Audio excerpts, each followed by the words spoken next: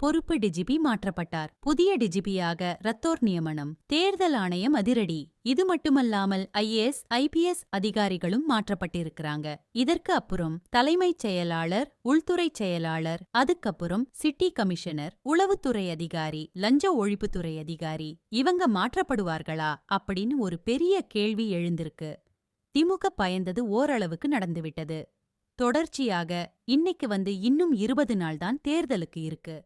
இன்னும் எந்த அமைச்சர் வீட்லயும் ரெய்டு அனுப்பல. எந்த அமைச்சரையும் உள்ள போறதுக்கான அறிகுறி தெரியல. இங்க இருக்கக்கூடிய அதிகாரிகளையும் மாத்தல. இப்படிப்பட்ட சூழல்ல தான் இன்னைக்கு அதிரடி திருப்பமாக ரத்தோர் அவர்கள் புதிய டிஜிபியாக நியமிக்கப்பட்டுள்ளார். இது ட்ரைலர் தான். இனிமேதான் மெயின் பிக்சர் வரும் அப்படிங்கறாங்க விவரமானவங்க. இதை தடுக்கிறதுக்கு திமுகவோட இருக்கக்கூடிய முக்கிய புள்ளி துணை மேதகுவ பார்க்க போயிருக்கிறாராம். என்ன நடக்கிறது? அதாவது எடப்பாடி பழனிசாமி தொடர்ச்சியாக பிஜேபிட்ட எப்படியாவது நிறைய பேரை மாத்துங்க அப்படின்னு லிஸ்ட் கொடுத்துட்டாரு.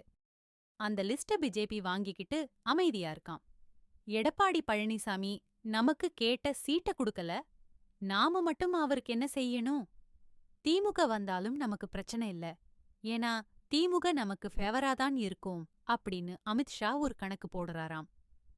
இப்படி போயிட்டு இருக்கும்போதுதான் எடப்பாடி பழனிசாமி மீண்டும் ஒரு அழுத்தம் கொடுத்திருக்கிறாரு. அந்த அழுத்தத்தின் காரணமாகத்தான் இன்னைக்கு ரத்தோர் நியமிக்கப்பட்டிருக்கிறார். ரத்தோர் மட்டும் மாற்றப்பட்டா திமுகவுக்கு பிரச்சனை இல்லை. கமிஷனரையோ உளவுத்துறையையோ மாத்துனா திமுக திணறும். குறிப்பாக தலைமைச் செயலாளர். ஏற்கனவே பல எஸ்பிக்களை இன்னைக்கு ரெட் அலர்ட்ல வச்சிருக்கான் பிஜேபி. நிறைய பேர் திமுகவோட சேர்ந்து பல விஷயங்கள்ல புகுந்து விளையாடுன ரெக்கார்டு இன்னைக்கு ஈடி கையில இருக்காம். இத வச்சே பெரிய அளவுக்கு இங்க IAS, IPS மிரட்ட முடியும். ஆனா அதையும் அமித்ஷா செய்யாம அமைதி காத்துட்டே இருக்கிறாரு. சரி, பொறுப்பு டிஜிபிய மாத்திக்கிட்டு ரத்தோர் வந்ததுனால என்ன நன்மை? ரத்தோர் ஸ்டாலினுக்கு வேண்டியப்பட்டவர்தான், குறிப்பாக சன் டிவிக்கு வேண்டியப்பட்டவர்தான்.